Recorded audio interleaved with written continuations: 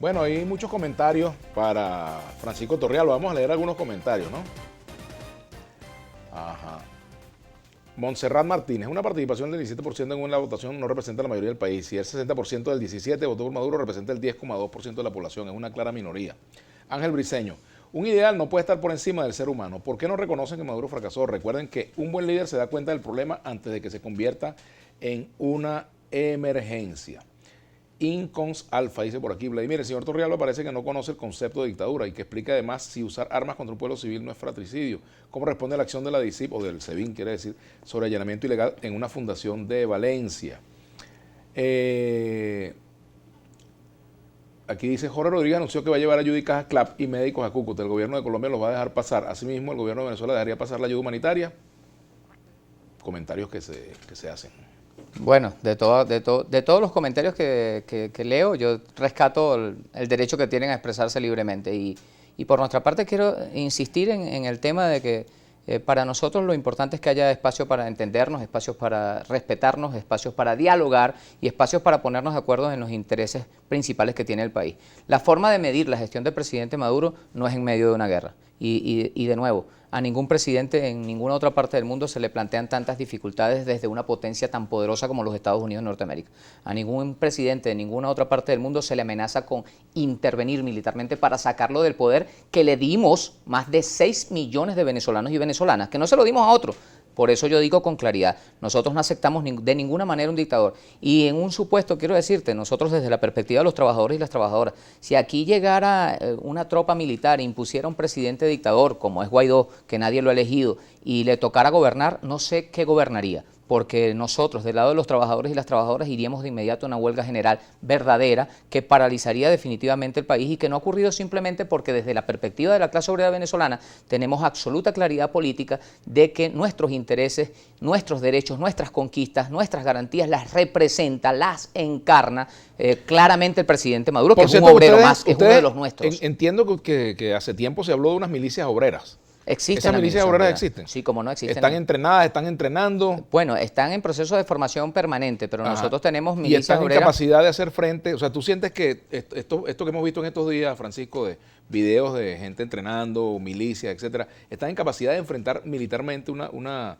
intervención militar extranjera? No, la capacidad bélica que tiene el gobierno de los Estados Unidos de Norteamérica y Estados Unidos como nación es una capacidad bélica inmensa frente a la que puede tener Venezuela. Venezuela solamente nos toca, desde el punto de la defensa de nuestra dignidad, resistir desde nuestras distintas trincheras, hacernos como nos hizo en algún momento un buen ejemplo, un gran ejemplo de dignidad el pueblo de Vietnam, por ejemplo, que terminó echando a las tropas de los Estados Unidos de Norteamérica que fueron a quemar los arrozales, como dice la canción de Ali Primera, que fueron a Vietnam a matar niños y niñas. Bueno, eso Dios mediante no va a ocurrir aquí, por eso nuestra principal victoria, siempre la hemos dicho, lo dice el presidente Maduro y nosotros lo repetimos, nuestra principal victoria será la paz. Pero si hay una intervención... ¿Cómo se puede lograr la paz en este momento en Venezuela? O sea, ¿cómo se logra una solución al conflicto político que hay en Venezuela? Porque el tema es... Con un acuerdo político, Vladimir. No existe otra alternativa. ¿Y qué concesiones se podrían hacer? ¿Sobre qué base sería ese acuerdo político? Bueno, yo diría, si para empezar el gobierno del presidente Donald Trump le diera permiso a la oposición para hablar, que no le ha dado permiso para hablar,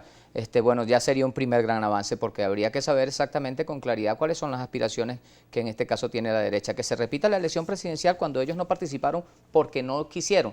Y cuando digo ellos no participaron, digo una parte de ellos, para ser más preciso, porque sí hubo candidatos opositores al presidente Maduro que fueron derrotados por los más de 6 millones que votamos por el presidente Maduro. Entonces también tendrá que ponerse como alternativa, solo valdrá la elección cuando gane la derecha. Eso no lo podemos aceptar nosotros desde el punto de vista de los que creemos profundamente en la democracia. Tú y yo sabemos el alto nivel de abstención que hubo en esa elección. Pero es que la elección en Venezuela no es obligatoria. Pero en todo caso, o sea, tú votas si tú quieres votar, no votas si no quieres votar y no pasa nada. Igual que te postulas si reúnes los requisitos o no te postulas si no reúnes los requisitos. Pero también ha ocurrido en otros momentos que hay gente que ganó, por ejemplo, Carlos Andrés Pérez ganó con una inmensa votación en su segunda candidatura presidencial y a los 2 meses, 3 meses tuvo el país incendiado por la situación del Caracazo. Es que aquí está claramente determinado quiénes quieren incendiar el país. Que la coyuntura, la coyuntura a veces marca las decisiones políticas que hay que tomar. Entonces hay un conflicto en el cual está comprometida, bueno, la paz social del país, la integridad territorial, está comprometido un conjunto de valores, incluso constitucionales, comprometidos en este momento.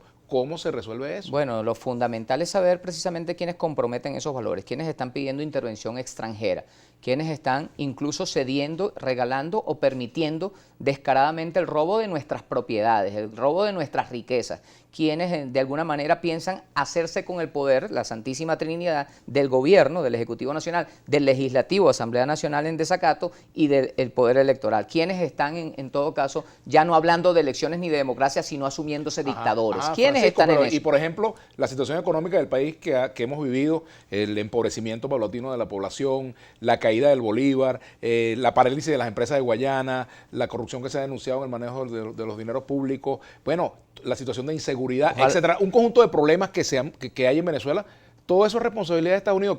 El gobierno no tiene ninguna responsabilidad en esto. No tendrá todo esto que ver también con una manera de gobernar al país, que el país ya está rechazando. Bueno, mira, yo quiero decirte que en términos objetivos no es posible hacer un análisis objetivo si tienes todas las perturbaciones y la brutal injerencia externa que tenemos en este momento desde que comenzó el gobierno del presidente Chávez. Si nosotros hubiésemos recibido un trato igualitario, un trato de reciprocidad y de respeto mutuo del gobierno de los Estados Unidos de Norteamérica, a lo mejor pudiéramos decir, incluso de nuestra misma perspectiva autocrítica, pudiéramos decir con claridad, no hemos tenido éxito en tales y tales objetivos, no los hemos cumplido. Hay un término medio entre Pero es muy difícil decir que tú no tienes comida cuando no te dejan comprar comida.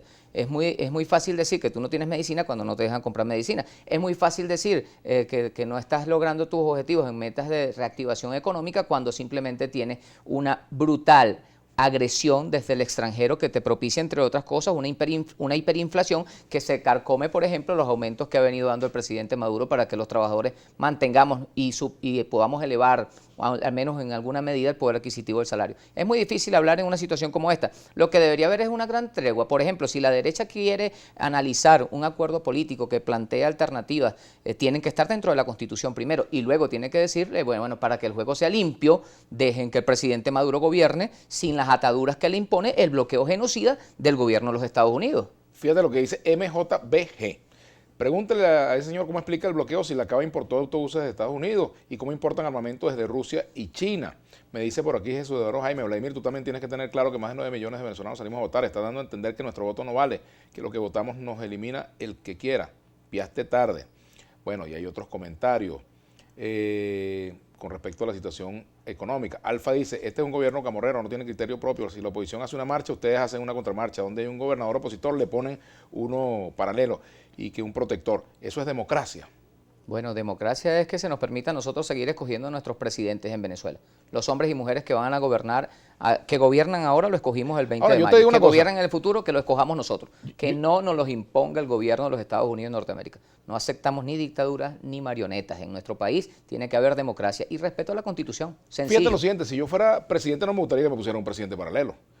¿Verdad? A nadie le gustaría eso, presidente, seguro. Ni un protector, nada de eso. No pero si yo fuera, por ejemplo, gobernador o alcalde, tampoco me gustaría que me pusiera un alcalde paralelo o un gobernador paralelo, un protector, alguna figura que pretenda menoscabar las atribuciones que me dio el pueblo. Ese es parte del problema que tenemos acá. ¿Por qué tú dices que es parte del problema? En todo caso, es parte del problema porque precisamente si tú desconoces, si desconoces, por ejemplo, una elección de esa forma, pero es que no ha habido desconocimiento. Abres la puerta para que ocurra lo mismo. Mira, aquí ganan los alcaldes de oposición. Bueno, le quitan la policía a los gobernadores, le quitan competencia. Bueno, ahí está la gobernadora del Táchira, le quita la policía. Ejercen sus funciones, bueno, lo que hay policías que se han pervertido entonces, siempre encontrarán un pretexto para justificar eso. Y han terminado siendo objeto de intervenciones nacionales para sanearlas, ¿no? Pero yo quiero decirte que aquí los gobernadores en sus gobiernos, siendo de oposición, gobiernan, igual que los alcaldes, igual que los consejos municipales o los consejos legislativos. Es decir, aquí no hay desconocimiento a la voluntad popular, que es lo que se pretende hacer. En el fondo está en juego no solamente nuestra dignidad, nuestra soberanía y nuestro derecho a libre autodeterminación, está también en juego nuestro derecho a seguir viviendo en democracia. Y lo amenaza el gobierno de los Estados Unidos de Norteamérica, que intenta imponer un presidente por el cual nadie ha votado, que nadie ha elegido y que nadie quiere, te repito. En caso nuestro, nadie quiere que gane o que gobierne un presidente para el que nadie eligió, por el que nadie votó. Vamos a hacer la pausa y ya continuamos con Francisco Torrealba. Torrealba de una, nuestra etiqueta del día de hoy.